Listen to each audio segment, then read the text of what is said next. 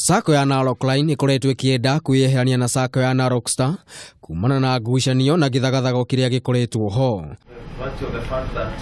Ruhonge rwa NTSA rutikoretwo ruhotete gutuithania ciira uyu na ngucanio ire koretwo ho gatagati ga Sacco ici ciiri kuria Bondi iri ramataga maciira megi ukuui wa ngari cia muingi igirira niguo gucaria kihonia.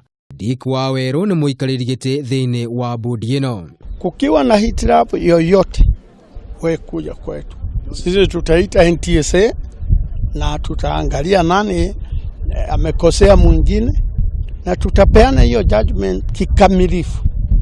Hakuna hata mtu tunasaidi naye, hata ingawa mara mingi utakuta kesi zile tumefanya watu wa matatu ndio saa nyingine huwa wamekosewa, lakini sisi tunaangalia hata hao wakikosea NTSA tutawasaidia. Oho wa Weru ni oritie Sacco cia matatu itigage gukira na mathina no makageragia kwaraniria nao niguo kugeria gucaria kihonia. Tuna encourage wale wako na shida wajue serikali inajali maslahi ya watu wa transport, especially matatu people, na ndio wametua point. Sisi tumekuja hapa, hakuna hongo, hakuna wewe unalipa kwanza, unalipa 2,000 peke yake na unalipa kotini.